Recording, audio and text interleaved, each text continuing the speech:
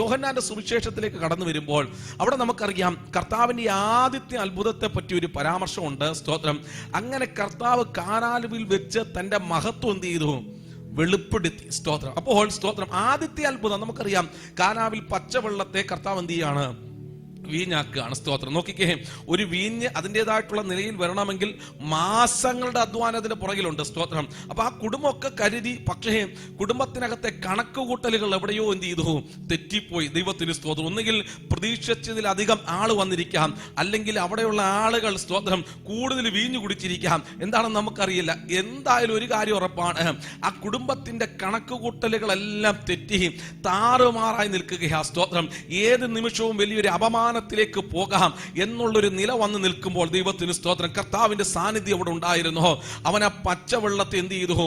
വീഞ്ഞാക്കി മാറ്റി. ദൈവത്തിന് സ്തോത്രം. ഒന്നും രണ്ടും അല്ല, 900 ലിറ്റർ വീഞ്ഞാണ് 6 പാത്രത്തിലുമായിട്ട് കർത്താവ് വീഞ്ഞാക്കി മാറ്റിയത്. 900 ലിറ്റർ എന്ന് പറയുമ്പോൾ ഞാൻ അതിനിങ്ങനെ കണക്കാക്കാറുണ്ട്. സ്തോത്രം. നമ്മൾ ഒരു കുപ്പി വെള്ളം മേടിക്കുമ്പോൾ ഏതാണ്ട് 1 ലിറ്റർ ഉണ്ട്. സ്തോത്രം അല്ലേ? ഈ 1 ലിറ്റർ അതുപോലുള്ള ഒരു 900 കുപ്പി നിങ്ങളൊന്ന് കണക്കൂട്ടി നോക്കുക. സ്തോത്രം.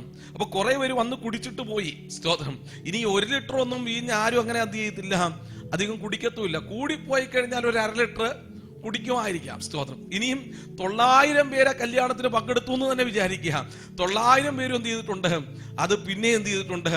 കുടിച്ചിട്ടുണ്ട്. ഞാൻ പറയുന്നത് സ്തോത്രം, കർത്താവ് തന്റെ മഹത്വം വെളിപ്പെടുത്തി കഴിഞ്ഞപ്പോൾ അവിടെ സംഭവിച്ച കാര്യം എന്താണെന്ന് അറിയാമോ? സ്തോത്രം.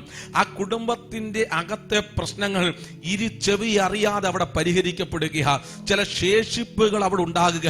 ഇന്ന് പകൽ എത്ര പേര് വിശ്വസിക്കുന്നുണ്ട് നിന്റെ കുടുംബത്തിനകത്ത് കർത്താവ് ഒരു അത്ഭുതം ചെയ്യാൻ വേണ്ടി പോകുക, ദൈവം ചില മഹത്വം വെളിപ്പെടുത്താൻ വേണ്ടി പോകുക, ദൈവം ആരാണെന്ന് വെളിപ്പെടുത്താൻ വേണ്ടി പോകുക, നിന്റെ ഇല്ലായ്മകളെ, നിന്റെ പോരായ്മകളെ പരിഹരിച്ച് ചില ശേഷിപ്പുകളെ നിന്റെ കുടുംബത്തിനകത്ത് തമ്പുരാൻ നൽകി തരാൻ വേണ്ടി പോകുകയാണെന്ന് പറഞ്ഞാൽ എത്ര പേര് ആമേൻ പറഞ്ഞ ആ ദൂതൊന്ന് സ്വീകരിക്കുന്നുണ്ട്? ഞാൻ ഇതെന്താ ഇത്ര ഉറപ്പായിട്ട് വിളിച്ചു പറയുന്നത് മറ്റൊന്നും കൊണ്ടല്ല, ആ വാക്യം അങ്ങനെയാ രേഖപ്പെടുത്തിയിരിക്കുന്നത്. അവന്റെ മഹത്വം പ്രാപിപ്പാനാ നിന്നെ വിളിച്ചിരിക്കുന്നത്. ദൈവത്തിന് സ്തോത്രം. അവനുള്ള സ്ഥലത്ത് അവൻ തന്റെ മഹത്വം വെളിപ്പെടുത്തും. ദൈവത്തിന് സ്തോത്രം. നിന്റെ ഭവനത്തിനകത്ത് കർത്താവിന്റെ സാന്നിധ്യം ഉണ്ടെങ്കിൽ ദൈവത്തിന് സ്തോത്രം, എന്തൊക്കെ പോരായ്മകൾ ഉണ്ടായാലും, എന്തൊക്കെ വെല്ലുവിളികൾ അവിടെ ഉണ്ടായാലും അത് പുറം ലോകം അറിയാൻ എന്റെ ദൈവം അനുവദിക്കത്തില്ല. ദൈവത്തിന് സ്തോത്രം. ചിലർക്ക് വിശ്വസിക്കാൻ കഴിയുന്ന നിലവാരത്തിൽ നിന്റെ കുടുംബത്തിനകത്ത് ഈ ദിവസം കർത്താവ് ഒരു അത്ഭുതം ചെയ്യാൻ വേണ്ടി പോകുക, ചില പോരായ്മകളെ പരിഹരിക്കാൻ വേണ്ടി പോകുക, നാണക്കേടിൽ നിന്ന് നിന്നെ രക്ഷിക്കാൻ വേണ്ടി പോകുക. ആ നാട്ടിനകത്തൊരു പരസ്യക്കോലമാകാൻ ആ കുടുംബത്തെ തമ്പുരാൻ വിട്ടുകൊടുത്തില്ല. ദൈവത്തിന് സ്തോത്രം. നോക്കിക്കേ, അവിടെ അങ്ങനെ ഒരു പോരായ്മ വന്നു എന്ന് പുറം ലോകം അറിഞ്ഞു കഴിഞ്ഞാൽ ഇനി എത്ര നാളെടുത്തെന്ന് പറഞ്ഞാലും സ്തോത്രം, ആ നാണക്കേട് എന്ത് ചെയ്യത്തില്ല? അവരിൽ നിന്ന് മാറിപ്പോകത്തില്ല. സ്തോത്രം. വേറെ ഏതെങ്കിലും ഒരു കല്യാണത്തിന് ചെന്നിരിക്കുമ്പോഴും നാട്ടുകാർ അങ്ങോട്ടും കൊണ്ട് പറയും, ദാ ആ കനാവിലെ വീട്ടിലെ പോലെ ആകുമോ ഇവിടുത്തെ സ്ഥിതി, ഇവിടെ മീനൊക്കെ കാണുമോ? സ്തോത്രം. ഇനി എത്ര വർഷം എന്ന് പറഞ്ഞു കഴിഞ്ഞാൽ പോലും ആ നാണക്കേട് മാറത്തില്ല. എന്നാൽ ദൈവത്തിന് സ്തോത്രം, അങ്ങനെ വർഷങ്ങൾ നാണക്കേടിലേക്ക് പോകുന്നൊരു കുടുംബത്തെ ഇന്ന് പകൽ ദൈവത്തിന് സ്തോത്രം, വർഷങ്ങൾ കഴിഞ്ഞപ്പോഴും അവിടെ വെളിപ്പെട്ട ദൈവ മഹത്വത്തെ പറ്റി നമ്മൾ പ്രസംഗിക്കുന്നുണ്ടെങ്കിൽ ഇതാ പ്രിയപ്പെട്ടവരെ, ദൈവം തന്റെ മഹത്വം വെളിപ്പെടുത്തിയാലുള്ള സ്ഥിതി ഇന്ന് പകൽ എത്ര പേര് വിശ്വസിക്കുന്നുണ്ട്?